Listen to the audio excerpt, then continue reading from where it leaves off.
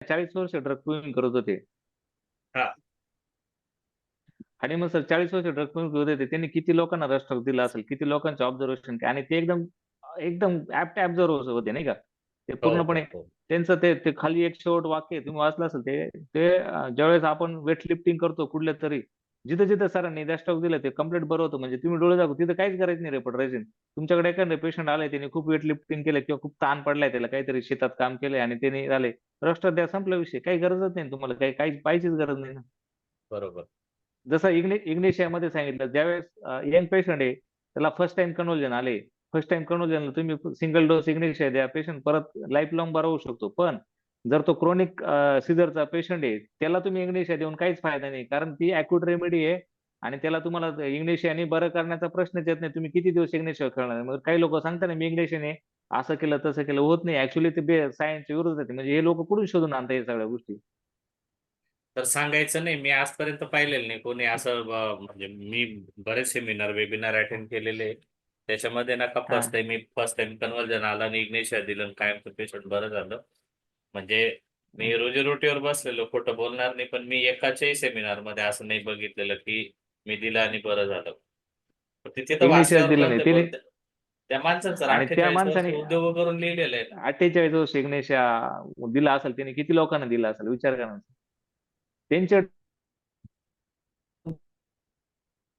बाकीच्या लोकांच्या मागे पडतोय. आणि हे मी जे पहिलं लेक्चर म्हणलं ना, समुद्रातून एक बादली काढून त्याच्यावरतीच प्रक्रिया करून सांगताय समुद्र सोडून दिलाय आपण, त्यापेक्षा समुद्रात उडी मारा, तुम्हाला फार मजा येईल त्याच्यात नाही का.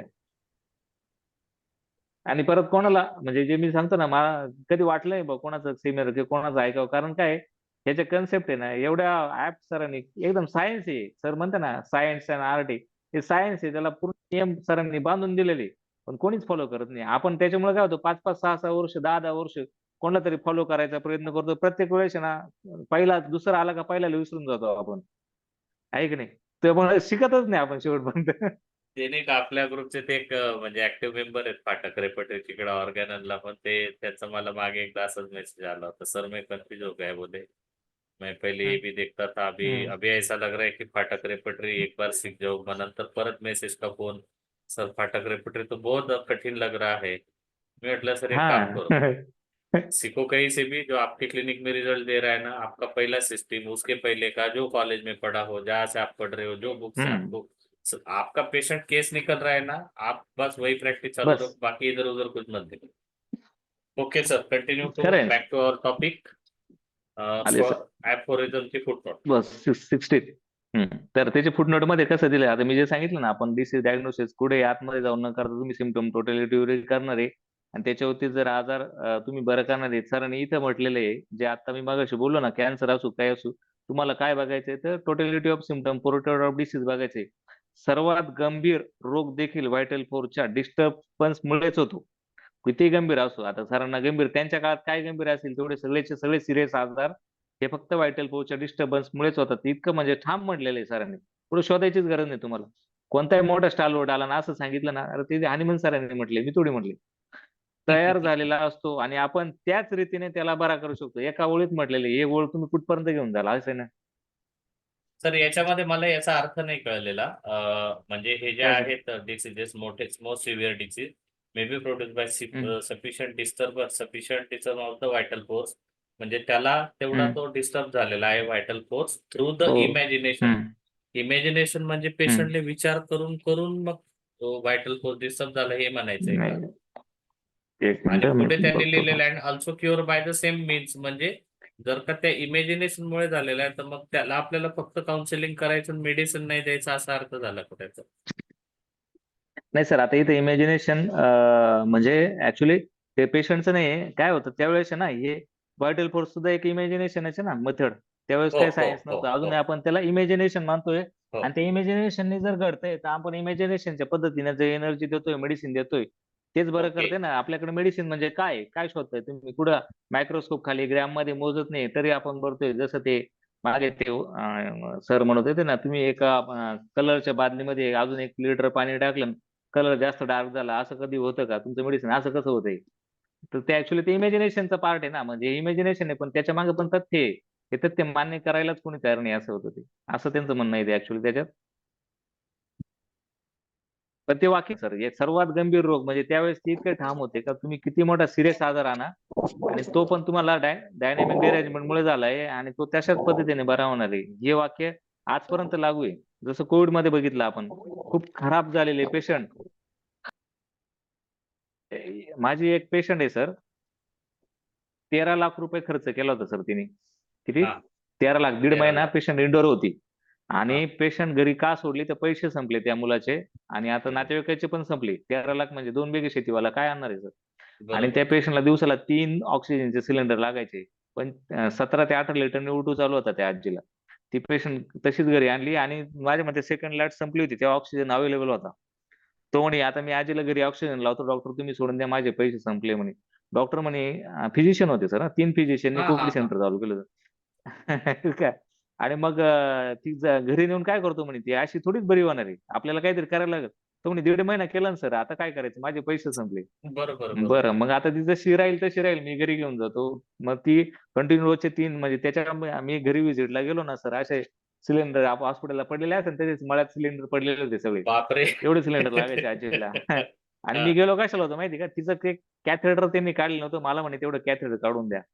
तर ठीक आहे गेलो मी बघितलं कॅथेटर काढलं त्यांना मग सगळी स्टोरी ऐकली. त्यांना म्हणलं असं असं आहे मी होमिओपॅथी देतो म्हणलं आतापर्यंत एवढे केसेस बरे केले तर तुम्ही आपण आजीवरती करू शकतो बघा तुम्हाला करायचं तर ते विलिंग झाले. तिथंच हम्म. हिस्ट्री घेतली.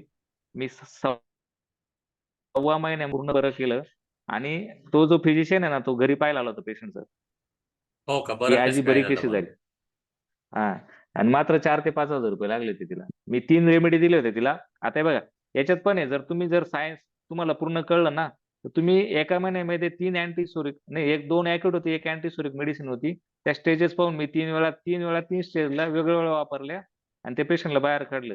आता इथं काही मिक्सचर नाही तुम्ही मेडिसिन एका तासात बदलू शकता एका दिवसात बदलू शकता 1 महिन्यात बदलू शकता की 1 वर्षाने बदलू शकता हे हनीमन सरांनी व्यवस्थितपणे सांगितलेलं आहे तुम्हाला. फक्त ते बदलायचं तुम्हाला कारण माहित म्हणजे तुम्ही का बदलताय का स्टॉप करताय. आता असंच एक आपल्या ग्रुपमध्येच एक मॅडम होत्या त्यांच्या मुलाला एक पॉलिप आहे ऍक्च्युली. तर ते पॉलिप त्यांना 3 ते 4 वर्षापासून असेल त्यांची ट्रीटमेंट आता बाय डिफॉल्ट म्हणजे त्यांनी कसं दिलं पण त्यांनी ते मेडिसिन जे ते बच्चूला चालू होतं ते चांगलं होतं गुड रिझल्ट देत होतं. पण ते कसं असतं किती दिवस द्यायचं हे माहित नव्हतं ना. तर त्यांनी 2 महिने दिल्यानंतर ते बंद केलं मग तो परत कधीतरी आजार झाला का दुसरं कुठलं तरी मेडिसिन तिसरं आतापर्यंत 7-8 मेडिसिन झाले ते. त्यांनी मला कॉल केल्यानंतर त्यांनी असं असं सांगितलं म्हणलं ठीक आहे तुम्ही काय दिलं होतं आणि असं अँटीसोरिक असं मध्ये तो द्यायला काही पाहिजे दिवस होतं त्याच्याने बरं बरा व्हायचा. असताना. नाही नाही हा अँटीसोरिकच हा दिलं होतं हा सर तो बरा व्हायचा हा त्याने पण काय व्हायचं अच्छा का हा त्या मेडिसिन किती दिवस चालू ठेवायचं हे माहित नव्हतं ना सर. ते माहित नव्हतं पोटेन्सी बरोबर आणि सुरूचं डोसेस माहित सुरूच नाही. आहे बरोबर मग 2 महिने बरोबर. झालं कसं वाटायचं का 2 महिने झाले आता बस झालं ना मेडिसिन. हा आणि मग तो हा रिलॅप्स झाल्यावर काय अंदाजाने करायचं बरोबर. दुसरं द्यायचं. मला वाटलं या केसमध्ये 2 असं महिने द्यायचं 2 महिने देऊन हा टाकलं. हा हा नाही हा नाही असं ते प्रत्येकाची थिअरी ना सर हो तो हो मला हो एक हो माझ्या विचारायचं हो विचारू का? ग्रुपवरती होता ना. एक मिनिट एवढं हा कंटिन्यू होते संदीप मग हा हा हा सर ठीक तर आहे सर. मग त्यांना काय म्हणलं माहिती का मॅडम तुमचं सगळं बरोबर आहे तुमचं मेडिसिन पण बरोबर आहे पण तुम्ही ते मेडिसिन बंद केलं याला काही कारण आहे का नाही म्हणे मग ते आता किती दिवस किती द्यायचं. दिवस म्हणलं द्यायचं हेच आहे हा ना तुम्हाला जोपर्यंत परत एकदा तुम्ही ज्यावेळेस तुम्हाला ऑपरेशन तुम्ही पूर्ण ऐकलं ना त्यावेळेस ज्या ऑपरेशन मध्ये ती नोंद येईल तेव्हा तुम्हाला सांगेल मी का तुम्ही जोपर्यंत द्यायचं किती महिने देऊ शकता जोपर्यंत तो पॉझिटिव्ह रिझल्ट दाखवतोय मेडिसिनचे अग्रेवेशन मेडिसिनल सिमटम आले नाही किंवा मेडिसिनने आता त्याला काहीच बरं वाटत नाही असं जर दिसलं तेव्हा बंद करा. मग तुम्ही वर्षभर द्या 2 वर्ष द्या 3 वर्ष द्या 5 वर्ष द्या याला काही लिमिटेशनच नाही ना. मग त्यांना आता ते कळलंय आता त्यांना म्हणलं जोपर्यंत तुम्हाला वाटतं ना तोपर्यंत द्या. मी सांगतो त्या पद्धतीने द्या 2 का 3 वर्ष काय माहिती का त्यांना म्हणलो पॉलिप तुमचा 2 महिन्यात तयार नाही झालाय. पॉलिप बरोबर तयार व्हायला 3 वर्ष लागले तर मेडिसिनला 3 वर्ष ऍक्शन करायला लागेल ना. रिव्हर्स न्यायचंय आपल्याला आणि रिव्हर्स त्याच स्पीडने जातं आता आपण मागे शिकलो ना ज्या स्पीडने आजार आला त्याच स्पीडने रिटर्न जाणार आहे. हे पण महत्वाचं आहे. म्हणजे हे काय बघा त्याच्यात मी बाकीच्यांना पण म्हणजे ह्या प्रश्नाचं उत्तर की बरेच पेशंट आपल्याकडे येतात ना त्यांचं म्हणणं अॅक्यूट हे केस असतं 5 मिनिटात बरी होती नाही आणि नाही क्रोनिक नाही क्रॉनिक होत मध्ये कारण स्पेशली हा लोक काय म्हणतात हा डॉक्टर वेळ किती दिवस लागतील बरं व्हायला. म्हणजे त्यांची तयारी एक वेळ हम्म. असेल ॲलोपॅथी आयुष्यभर खातील मरेपर्यंत पण हो होमिओपॅथकडे आले हो तर हो पहिला प्रश्न हा असतो किती दिवसात बरं होईल. माझं उत्तर ऑलवेज अशा पेशंटला Yes. जे नवीन प्रॅक्टिस आपण त्यांना तेच असतील त्यांनी सांगायचंय पण हा हा आजार जितका जुना तितके जास्त दिवस लागतील हे ऑलवेज उत्तर ठेवा आणि कधीच कुठल्या पेशंटला बाइंड करू नका लिमिटमध्ये की मी एवढ्या दिवसातच हो बरं आणि करेल. त्याला सांगायचा प्रयत्न 100% माझे राहतील बरं किती व्हायचं हे तुझं शरीर ठरवणार आहे. मी एक पॉलिप सर दीड पावणे 2 वर्षात बरा केला सर. तोपर्यंत पेशंट येत होतं Correct. आणि जवळजवळ Correct. 25 किलोमीटर लांबून येत होतं. गरीबाचं म्हणजे शेतकरी कुटुंबात होतं, एकदम अडाणी होतं. आपला जो समज आहे ना का पेशंटला कन्व्हिन्स कसं करायचं, ऍक्च्युली तुमचं जर तुम्हाला माहिती सायन्स पूर्ण, तुम्ही कसं बरं करणार आहे ते जर पहिल्यांदाच त्याला व्यवस्थित सांगितलं ना. आणि काय राहतं माहिती का, 1 ते 2 व्हिजिट मध्ये त्याला बरं वाटल्यानंतर त्याला पण बरं वाटतं, यार नाही इथं फरक पडतोय, कशाला जाईल दुसरीकडे. पण सगळ्यात पहिले आपल्याला जास्त घाई असते, आपल्याला मेडिसिन बंद करायची, बदलायची जास्त घाई असते, असं होतं. सगळ्याच केसेस मध्ये करतो आपण ते. संजू, बोल तुझा प्रश्न. हा सर, आज मी एक व्हिडिओ बघितला. नेमकं कोण होतं डॉक्टर ते बघितलं नाही.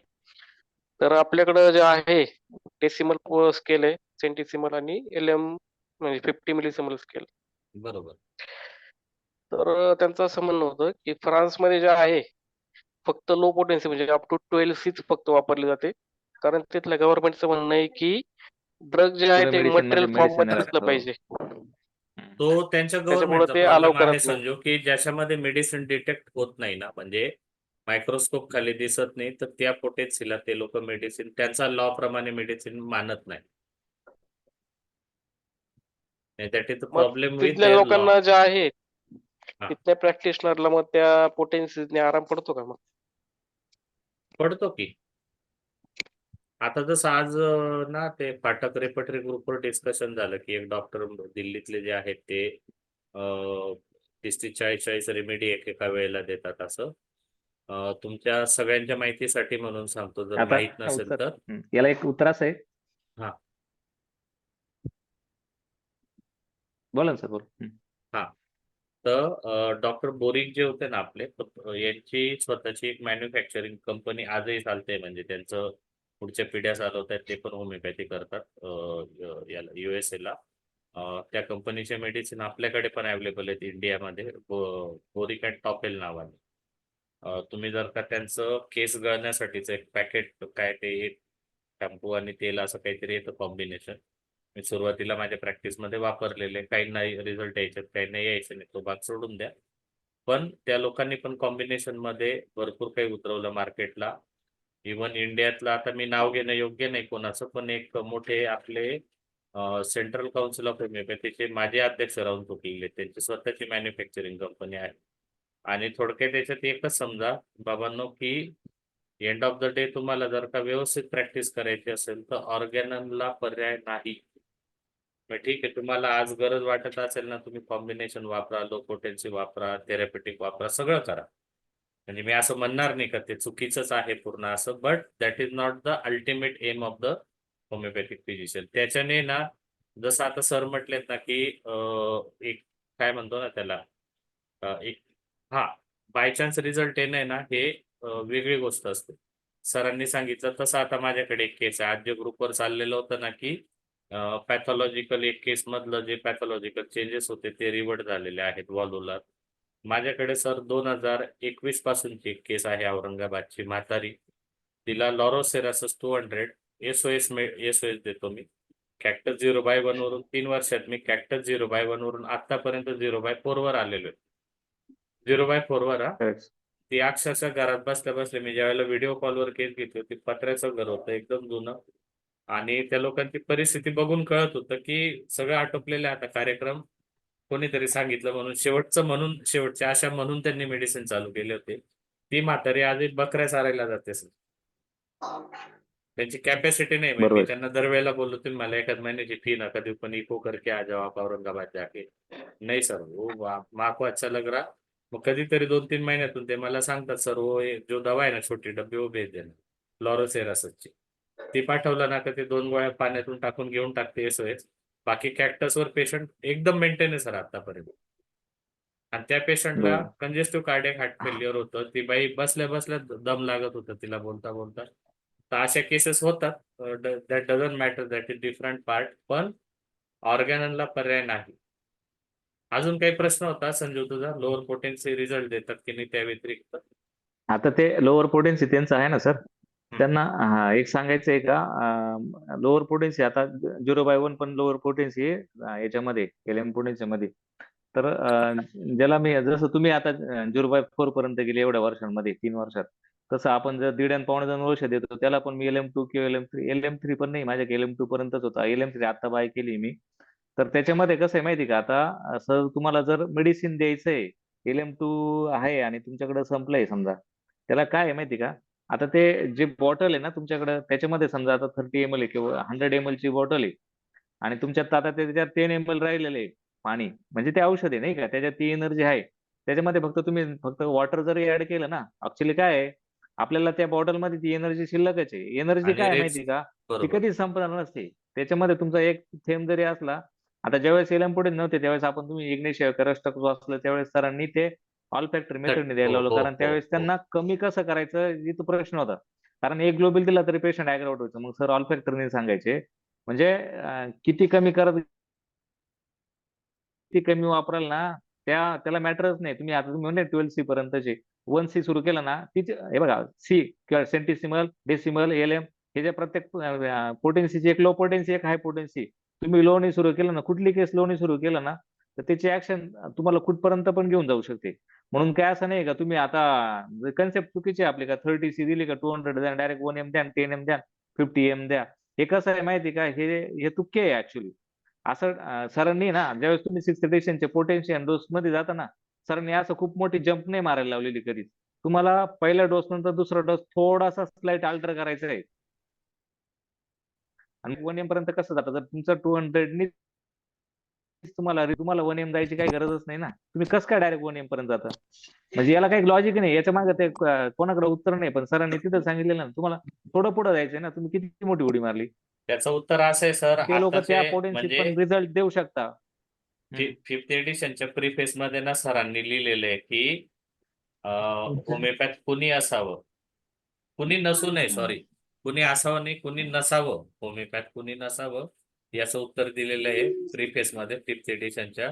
जे लोक अशी आहेत जे ते वेळ देऊ हो. शकत नाही, हॅनेमन सरांच्या काळात 30 वरून 31, 32, 33 या पोटेन्सी ते लोक स्वतः बनवायचे. हॅनेमन सर असो, डॉक्टर बनवायचे. केंट असो, बोरिंग. नाही नाही, एक ऍपोरिझम सर स्पेशल सरांनी ज्यावेळेस आपण मेडिसिनचं ड्रग मेडिसिन द्यायला सुरू करतो ना, सरांनी त्याच्यासाठी एक ऍपोरिझम केलेलं आहे का, त्याच्यामध्ये तुम्ही मेडिसिन कसं बनवायचंय आणि मेडिसिन फिजिशियननीच बनवलं पाहिजे, याच्यावरती सरांचा भर होता. दिलेलं आहे, बरोबर म्हणजे ते बरोबर. माणसाने जे सांगितलंय ना, ते आपण का फॉलो करत नाही, ते किती डेडिकेशन होतं सरांचं. आपण इतकं आळशी झालोत त्यांना ना सर, जितक्या आपण अडचण 30 आली वर तेवढं सांगितलं. रेडीमेड आहे ना 200 आपल्याला लगेच मागवायचं. रेडीमेड पाहिजे, नाही नाही, आपल्याला डोसेस किंवा क्लासेस सुद्धा रेडीमेड पाहिजे. आपण म्हटलं ना 5 ऍपोरिझम वाचून द्या, नाही नाही नाही, तुम्ही शिकवा, आम्हाला काही नाही, आम्ही फक्त ऐकतो तुम्हाला. असं आहे ना ते. मी माझा एक छोटा एक्सपिरियन्स सांगून देतो. ज्यावेळेला कोविडची लाट होती आणि त्यावेळेला ना आर्सेनिक 30 आपल्याला प्रिव्हेंटिव्ह मेडिसिन म्हणून द्यायचं होतं. आमच्या इथल्या नगराध्यक्षांनी माझ्यावरती जबाबदारी टाकली होती. डॉक्टर साहेब, पैसे काय लागतील ते माझ्याकडून एक माणूस देऊन टाकला. पैसे काय लागतील ते याच्याकडून घ्या. तुम्हाला कुठं काही अडचण आली तर मला सांगा. आणि आपल्याला पूर्ण गावाला ते 3 सायकलमध्ये डोस वाटायचे आहेत. आता 30-35 हजार लोकांना जर का ते डोसेस घरापर्यंत पोहोचवायचे, मी म्हटलं मॅनपॉवर तुमची द्या, बाकी मी सांगतो. 30C मध्ये काही मिळत नव्हतं. त्यावेळेला सर मी परत ऑर्गॅनन रेफर केलं. मला जे कळलं 5th एडिशन मध्ये जाऊन बघितल्यानंतर 30 वरून 31C कशी तयार करायची ते पेपरवर लिहिलं. त्यानंतर मग म्हटलं आता एक्सपर्ट ओपिनियन कुणाचं घ्यावं. डॉक्टर प्रसाद कापडणी आहेत आपल्या कॉलेजला, माझा सिनियर आणि आता प्रोफेसर पण येतो.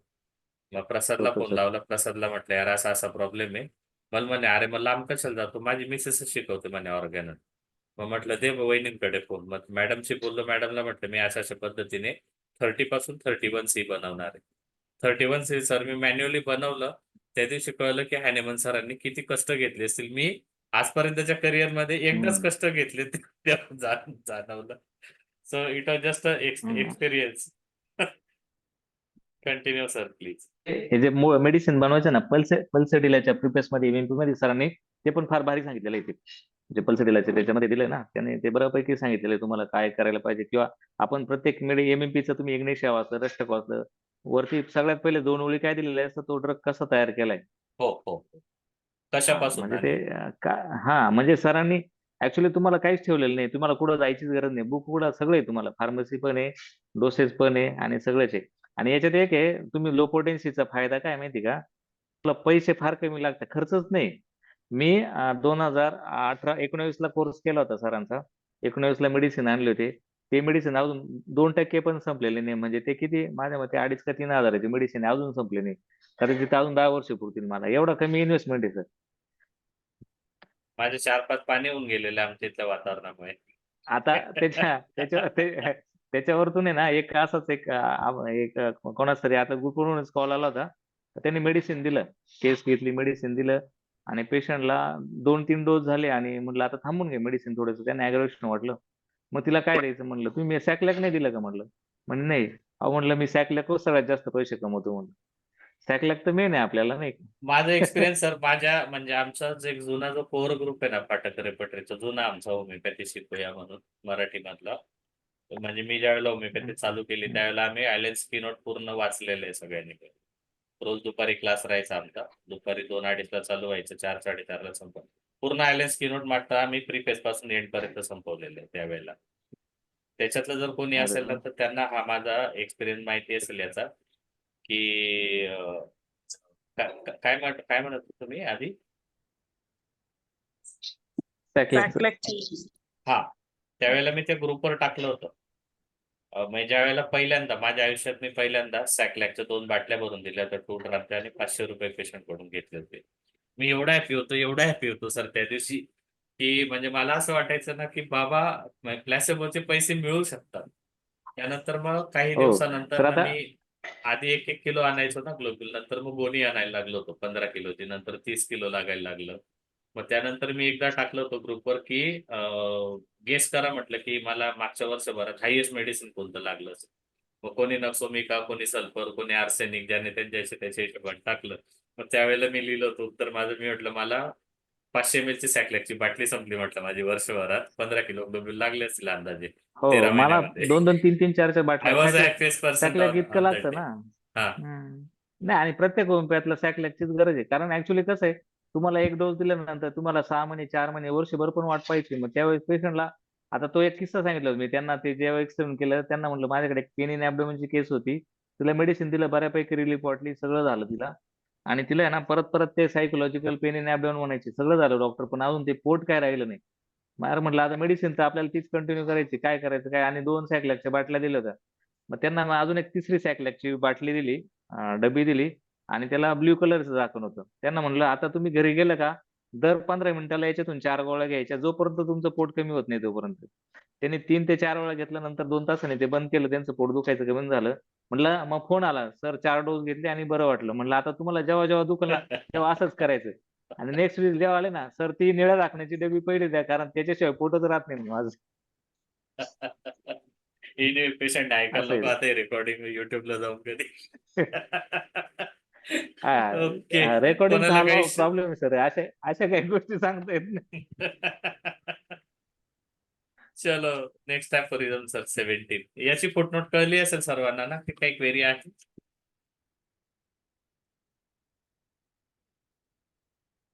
अफोरिझम 17.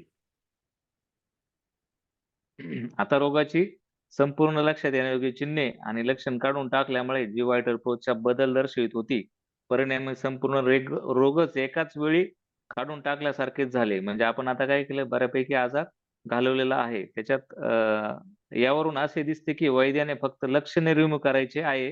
म्हणजे काय झालं आता, सरांनी इथं काय केलं का एखाद्या केसला ट्रीटमेंट दिली, त्याचे सगळे सिम्पटम घातले आणि परिणामी त्याचा आजार पण बरा झालेला आहे. तो रोगमुक्त झालेला आहे. मग त्याच्यात ह्या प्रॅक्टिसवरून त्यांना याच्या एक्सपिरियन्स काय आला, की यावरून असे दिसते की वैद्याने फक्त लक्षणे रिमूव्ह करायचे आहे. त्याबरोबर आतमध्ये झालेले सर्व बदल म्हणजे मॉर्मेंट डिरॅजमेंट ऑफ व्हायटल फोर्स म्हणजेच आजाराची टोटॅलिटी आपोआप स्वतःहून नष्ट होणार आहे. आणि मग जेव्हा हा आजार नष्ट होतो, आपोआप हेल्थ रिस्टोर होते. आणि हाच तर खरा आणि अतिउच्च एम आहे आपल्या फिजिशियनचा. ज्याला ज्याला ज्याचे मिशनचे उद्दिष्ट कळले आहे, जे की फक्त वायफळ बडबड न करता रोग्याची मदत करणे हेच आपलं उद्दिष्ट आहे. फालतू बडबड करून करण्यात काही अर्थ नाही. असं सर त्याच्यात एक फुटनोट आहे. 2 फुटनोट आहे ऍक्च्युली. पहिल्या फुटनोटमध्ये जे आपण सिम्पटम काढल्यानंतर आजार बरा झाला तिथेच त्याने एक 1 मार्क केलाय आणि त्याची फुटनोट आहे.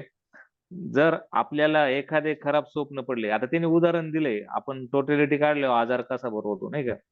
आता सर एक इमॅजिनरी उदाहरण, जर आपल्याला एखादे खराब स्वप्न पडले किंवा एखाद्याची भविष्यवाणी, एखाद्याने आपल्याबद्दल भविष्यवाणी केली की अमुक दिवशी किंवा अमुक इतक्या तासांनी आपण मरणार आहोत. आपल्या मृत्यूजवळ येताना जे गंभीर आजाराची लक्षणे असतात ते आपल्याला जाणवताना दिसतात. परंतु अशा वेळेस तो आजार मुळात आपल्या शरीरात तयारच झालेला नसतो, कुठे डेव्हलप झालेला नसतो. अशा वेळेस फक्त मग आता तो बरा कसं वाटतं आपल्याला? अशा वेळेस आपल्याला कोणीतरी मन वळवलं म्हणजे डायव्हर्ट केलं किंवा आपल्याला झालेल्या भासाकडे आपण स्वतःहून दुर्लक्ष करण्यासाठी कुठेतरी कामात गुंतलो, तर लगेचच आपल्याला जाणवणारी लक्षणं हळूहळू कमी होतात. आणि जर शरीरात खरंच एवढा भयंकर आजार तयार झाला होता, बरोबर की नाही, जो मृत्यूपर्यंत नेणार आहे आपल्याला, आणि मग तो केवळ एवढ्या एका क्षुल्लक गोष्ट आपण पर्याय केल्याने तो बरा कसा झाला? तो बरा झाला असता का जर असं जर आतली डिरॅजमेंट झाली असती तर? केवळ आपली समजूत काढली तरी आपण बरा कसा होतो? हे जे रिमूव्हल ऑफ सिम्पटम आहे ना, त्याच्यासाठी त्यांनी उदाहरण दिलं होतं. त्याची फुटनोट सेकंड आहे की केवळ अशा रीतीने मानव जातीचे रक्षण करता म्हणजे प्रिझर्वर जो गॉड आहे, देव आहे, त्यानेच आपल्याला सारख्या फिजिशियनला रोग्यास बरे करण्यासाठी किंवा बरे करायचे कसे करायचे याच्यासाठी कळावं म्हणून लक्षणं व चिन्हे दाखवले आहेत, ज्या आधारे आपण त्याच्यातील डिसीज रिमूव्ह करू शकतो व त्याला हेल्दी बनवू शकतो. विचार करा, जर त्याने असे केले नसते तर, जर आपल्याला त्याने लक्षणं आणि सिम्पटम दाखवले नसते, तर शरीरातील आजार ज्या गोष्टीने घडलाय ते देखील आपल्याला सापडणे मुश्किलच आहे. कारण आपल्याकडे त्यावेळेस काही डेव्हलप नव्हतं, मायक्रोबायोलॉजी नव्हती, काही नव्हती. मग आपल्याला रोगाचं कारण माहित नाही आणि लक्षण नाही, तर तर मग आपल्याला आजार बरा कसा करायचा हे तर अशक्यच होतं. आपल्याला बराच करता नसता आलं. म्हणजे ते देवाचे धन्यवादच मानायला पाहिजे का त्यांनी निदान सिम्पटम रूपी काहीतरी क्लू करायचंय. आणि पुन्हा एकदा मग सरांना तेच वाटतं का एवढं चांगला पर्याय असताना आपण परत त्या ज्या गोष्टी आहे ज्या आतमध्ये दडल्या आहेत, त्या शोधण्यात का वेळ घालवतो? कळलं? ओके. 18 घेऊ मग. Sir, या one निरुव second. सत्य. हा बोला बोला बोला.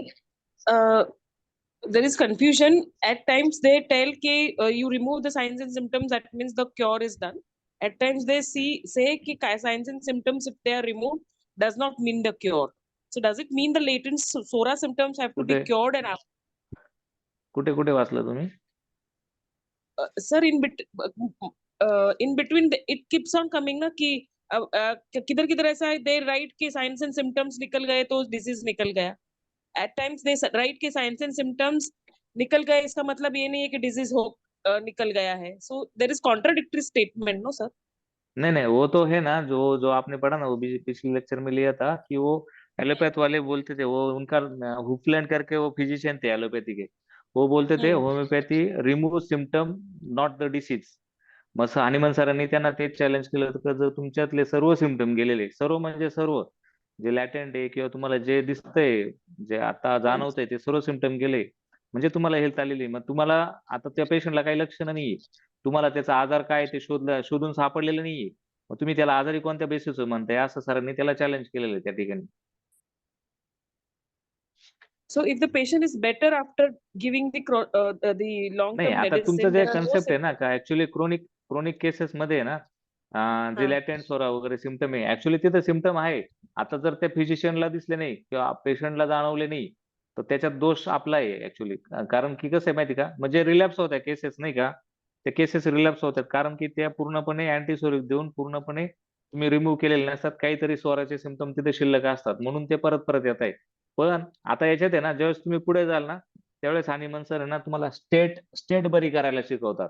म्हणजे काय आहे माहिती का, ज्यावेळेस तुम्हाला जे 10 की 5 सिम्पटमची स्टेट आलेली आहे सध्या, त्या स्टेटनुसार तुम्ही मेडिसिन दिलंय, म्हणजे तो बरा नाही झालेला, ऍक्च्युली ती स्टेट गेली, पण त्याच्यानंतर राहिलेले सिम्पटम तुम्ही ते शोधायचे, ते पण बरे करायचे. आपण काय करतो, तिथून सोडून देतो पेशंटला, आहे की नाही.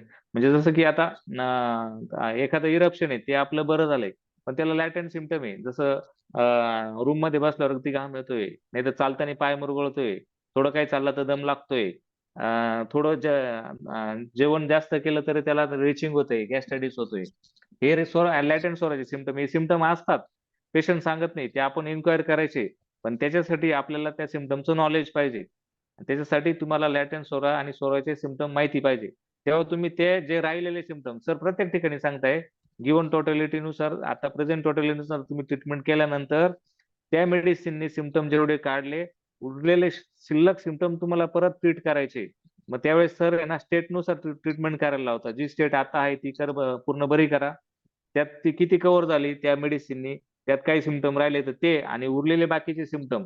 आता काय राहतं, समजा तुमचे 10 सिमटम आहे, तुमची मेडिसिन 8च सिमटम कव्हर करते किंवा 5च सिमटम कव्हर करते, तिने ते 5 सिमटम काढलेले, पण तुमच्या पहिल्याच स्टेटचे 5 सिमटम राहिलेले, बरोबर की नाही? मग ते उरलेल्या सिमटमला कव्हर करणारी दुसरी मेडिसिन असू शकते ना. कारण एका वेळेस तुम्ही दोन्ही नाही देणार. तुम्ही आता पहिली मेडिसिन दिली, तिने 5 सिमटम काढले, उरलेले 5 सिमटम तसेच आहे, त्यावेळेस तुम्हाला त्या टोटल दुसरी मेडिसिन येणार आहे. तर कधीच परत ती मेडिसिन रिपीट करायला नाही लावत. ते कधी करायची आहे, तुम्ही पहिला डोस दिल्यावरतीच दुसरा डोस देतानाच विचार करायचा आहे का तुमच्या मेडिसिननी तुम्ही बघितलेले सिमटम घालवले आहे का नाही. घालवले असेल तर तुम्हाला दुसरी मेडिसिन त्यावेळेस असलेल्या सिमटमने द्यायचा आहे तो डोस. आलं का लक्षात? पहिला डोस सुद्धा रिपीट नाही करायचा आहे, इथपर्यंत सरांनी सांगितलेलं आहे. आपण तर बिंदास 8 दिवस 15 दिवस देऊन टाकतो, इतके दिवस घेऊनच टाका. तसं नाही ऍक्च्युली. ती जी स्टेट आहे त्या सिमटम नुसार तुमचे 10 पैकी 5 गेले, 5 राहिले, 5ला जी मॅच होतीये ती परत द्या. त्याच्यापैकी त्याच्यानंतर परत जे लॅटेंट स्वराचे सिमटम राहिले, जे तुम्ही इन्व्हेस्टिगेट केले नाही. कधी कधी काय होतं माहिती का, जसे सप्रेशन केसेस मध्ये होतात, तुम्हाला आता प्रेझेंट टोटॅलिटी अॅक्यूट सिमटम आलेली, पण सप्रेशन मध्ये काही क्रोनिक सिमटम राहून गेलेले असतात. तुम्ही ज्यावेळेस अॅक्यूट स्टेट बाहेर काढता ना, त्याच्यानंतर जे मागे लपलेले सिमटम आहेत ते दिसायला लागतात. जसे मागे मी एकदा ॲलर्जिक रायनायटिसची केस, नंतर त्याला स्किन डिसीजेस होते ते बरे करायचे होते. अशा वेळेस तुम्हाला जी टोटॅलिटी येईल त्याच्यानुसार परत मेडिसिन द्यायची. अशा वेळेस तुम्ही 10-10, 5-5 अँटीसोरिक रेमेडी सुद्धा स्टेप वाईज वापरायची गरज पडते. असं आहे. म्हणजे जे म्हणतो ना, का तुम्हाला किती दिवस पेशंट, आणि ते जे मागच्या लेक्चर मध्ये प्रिझर्व्हर ऑफ हेल्थ म्हटलंय ना, तर प्रिझर्व्हर कसं आहे माहिती का, तुम्हाला त्याला पूर्णपणे निरोगी करायचंय आणि हेल्दी स्टेट मध्ये ठेवायचंय. म्हणजे एक हा? साधारणतः कसं आहे माहिती का, होमिओपॅथिक डॉक्टरनी एक पेशंट घेतला तर त्याला आयुष्यभरासाठी तुम्हाला ट्रीट करत राहायचंय. आणि मग त्याला जे सिमटम येत राहणार आहे ना, आता समजा एक 50 वर्षाचा पेशंट तुमच्याकडे आलाय, 50 वर्षामध्ये त्याला किती प्रकारचे आजार होऊन गेलेले. ज्यावेळेस तुम्ही होमिओपॅथिक ट्रीट करायला जाल ना, त्याला आपण रिव्हर्स ऑर्डर मध्ये नेतोय. आताचे जे सिमटम आहे ते, मग त्याच्यानंतर त्याला आधी कधी जे झालेलं आहे ते, म्हणजे प्रत्येक वेळेस त्याला प्रत्येक सीझन नुसार, प्रत्येक वातावरणानुसार, प्रत्येक वर्षाला, प्रत्येक मेंटल एखादी घटना घडलेली असेल, त्यावेळेस त्याला एखादे ते सिमटम तयार होणार असतात, ते काढायचे असतात. म्हणजे ज्यावेळेस त्या स्टेटला तो जाईल, त्यावेळेस तो स्टेट घेऊन तुमच्याकडे येईल, ती स्टेट बरी करायची आपल्याला. या स्टेटला फार महत्व आहे प्रत्येक ठिकाणी. पुढे ज्यावेळेस ते स्टेट म्हणता ना, स्टेट म्हणजे आता हे बघा, टोटॅलिटी ऑफ सिमटम किंवा डिसीज ऍज होल आणि स्टेट. आता परत तुम्ही म्हणाला आता इथं फक्त एक स्टेटच घेतली.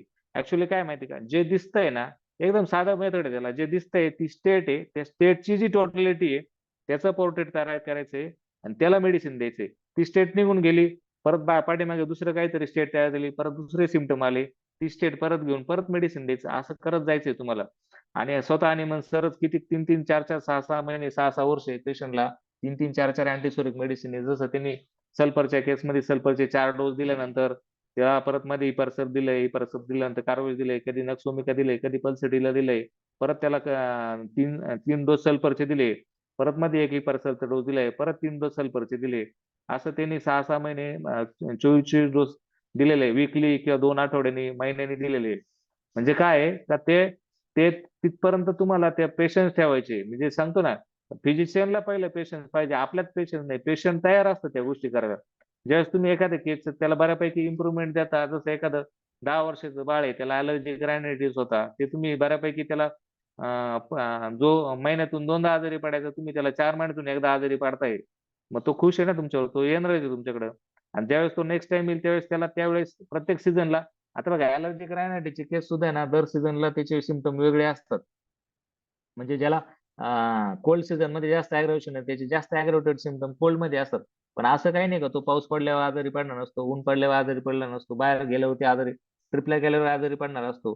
तर त्यावेळेस त्याला ती स्टेट येणार असते ना. जसं आपण जसं मागे पल्सिटेला दिली किंवा मग जे अॅक्यूट रेमेडी दिली त्यावेळेस ती स्टेट करायला. आणि मग ज्यावेळेस तुम्ही जास्त वेळा त्याला त्याची केस घ्या, त्यावेळेस त्याचं कन्स्टिट्यूशन आपल्याला माहित होतं. मग त्याच्यात बॅकग्राऊंड मध्ये तुम्ही कन्स्टिट्यूशनचे दर आठवड्याला 15 दिवसाला डोस देत गेले, म्हणजे काय केलंय का, त्याला तुम्ही प्रिझर्व करायचा प्रयत्न करता त्याची हेल्थ कंडिशन, नाही का. अशा पद्धतीने वेगवेगळ्या मेथडला, वेगवेगळ्या स्टेटला वेगवेगळी मेडिसिन द्यायची. कधी जे जुने तुम्ही मोठे सेमिनार अटेंड करता आणि मग मी एक फॉस्फरस दिला ना, आता तो आयुष्यभर बरा झाला, हे म्हणते एकदम दादांत कुठे आहे. ऍक्च्युअली असं कधीच होऊ शकत नाही. एक मेडिसिन कधी तुम्हाला आयुष्यभरासाठी बरं करू शकत नाही. म्हणजे तुम्हाला एखाद्या कॅल्क्युलेटरचं कन्स्टिट्यूशन भेटलंय, मग आता प्रत्येक गोष्टीला त्याला कॅल्क्युलेटर देत सुटायचंय, असं कधी होत नाही. कारण सरळ सरळ आहे याच्यामध्ये इतकं साधा सिंपल लॉजिक आहे. तुम्हाला ज्या वेळेस तुमच्याकडे पेशंट होतोय त्यावेळेस तो जे सांगतोय त्याची टोटॅलिटी तयार करायची, बाकीचा विचारच नाही करायचा. तिथं मी बाकी कोणी किती सांगितलंय मला फॉस्फरस नाही असं होतं आणि मी पल्सडीला देऊन त्याला आयुष्यभरासाठी मुक्त केलं असं होत नाही का ते ऍक्च्युली. आणि हे प्रत्येक ठिकाणी सर सांगत सुद्धा आहे. आपली भेट व्हायच्या म्हणजे आपली ओळख व्हायच्या आधी ना सर, मी एकदा म्हणजे बहुधा या ग्रुपमध्ये की कुठेतरी मी एकदा टाकलं होतं की जी लोक म्हणतात ना की आयुष्यभर एक पेशंटला एकच रेमेडी लागते. मी इंग्लिशमध्येच टाकलं होतं, to the best of my knowledge this is the blunder of homeopathy. 100%. Sir ऑर्गॅनमध्ये सरांनी इतके वेळा किंवा तुम्ही एमएमपी मध्ये आता गेले ना सल्फरचा जो तुम्ही किंवा रेफरन्स तुम्ही दिला, lesser if I am not wrong, मी पुढे जे ऑर्गॅनन काही वाचतोय मी टिप्स अँड बिट्स मध्ये, म्हणजे मला ज्या पद्धतीने कळायला हवं किंवा हे करतोय मी त्या पद्धतीने, त्यापडते त्याच्यामध्ये सरांनी कुठेतरी असं लिहिलेलं काही अफोरिझमच्या इथे की सल्फर दिल्यानंतर जर का तुम्हाला रिपीट करायचं असेल सल्फर, तर जे तुम्ही रेमेडी बोलले की पार्सल पल्सटीला, अशा काही रेमेडीज त्यांनी लिहिलेल्या आहे की त्याचा एक डोस द्यायचा किंवा हुंगायला द्यायचा ऑल्फॅक्शनने आणि त्यानंतर मग रिपीट करायचं. सल्फर त्यांनी डायरेक्ट रिपीट हो. करायला नाही सांगितलेलं, if I am not wrong. Organon ते मध्ये का आहे माहिती का सर, कुठेतरी. आता हा. तो आहे ना तो एक अफोरिझमचा फुटनोट फार मोठी 2.5-3 पानांची फुटनोट आहे हो सर ती. हो आणि पण ते बघा आता फुटनोट सोडल्यावरती ना तुम्हाला सगळंच मिस होतं. ते फुटनोट इतकी भारी आहे ना, ते जे उदाहरण दिलं ना ऍक्च्युली तुमच्याकडे सल्फरची केस आली. आता बऱ्याच वेळा आपल्याला असं होतं ना यार सल्फर काम नाही करत यार, तू दुसरा देना पडेगा, मेडिसिन हा बदलना हा पडेगा. असं नाही होतं ऍक्च्युली. कसं आहे माहिती का, तुम्ही एक मेडिसिन देताय ना, मेडिसिन देण्याआधी फार विचार करा. तुम्ही 2 दिवस घ्या पेशंटला मेडिसिन द्यायच्या आधी, पण एकदा जर दिली ना तर ती मेडिसिन तुम्हाला सिट म्हणजे ऑन युअर रेमेडी 90% तुम्हाला माहित पाहिजे का ती मेडिसिन ऍक्ट आहे आणि तिला फक्त आता ती द्यायची कशी, रिपीट कशी करायची आणि तिला ऑब्स्टॅकल काय येणार आहे त्याच्यावरती काम करायचंय, मेडिसिन बदलायची नाही. आणि आपण काय करतो माहिती का, मेडिसिन दिली 8 दिवस यार फरक नाही पडला, चला दुसरी घ्या तिसरी घ्या. अशा वेळेस तुम्ही पेशंट कधीच बरं करू शकत नाही. आणि हेच जर शिकायचंय, मी जे म्हणतो ना तुम्हाला मेट्रामेडिका मध्ये किंवा रेपर्टरी मध्ये मेडिसिन तर कुठे भेटून जाईल. जसं आता मी तुम्हाला मगाशी त्या मॅडमची केस सांगितली पॉलिपची, त्यांना मेडिसिन, पण त्यांचं चुकलं काय, त्यांना ते मेन सायन्सच नाही कळलं ना, ते मेडिसिन किती दिवस आणि कशी रिपीट करायची. सगळा मेन फंडा तर तिथे आहे. आणि ते ऑब्स्टेकल आले ती पेशंट, सरांनी इतकं डिटेल प्रत्येक उदाहरणाचे स्पष्टीकरण दिले. सल्फर जर तुमच्याकडे आला आणि तो बरा नाही होते, त्यांनी काय केलं असतं, सल्फर त्यावेळेस ॲलोपॅथिकली एक्सटर्नली वापरायचे. जे ॲलोपॅथिक लोक होते ना, आपल्याकडे आता पण सल्फरचे लेप लावता नाही का आयुर्वेदामध्ये, त्यावेळेस आंघोळीला त्या पण जातात पेशंटला लोक काही खूप त्याच्या जास्त पाण्यामध्ये. मग अशा वेळेस आहे ना सल्फर जर तुम्ही एकदा जरी उंगला ना तर त्याचं खूप जास्त अॅग्रेवेशन होतं. अॅग्रेवेशन झाल्यानंतर आपण काय करा, मेडिसिन चुकलंय आपलं दुसरं द्या. सर त्यावेळेस त्याला 2 आठवडे थांबायचे, परत एकदा त्याला हे करायचं, मग परत अॅग्रेवेशन झालं त्याला डिसेन्सिटाईज करायचं, मग त्याला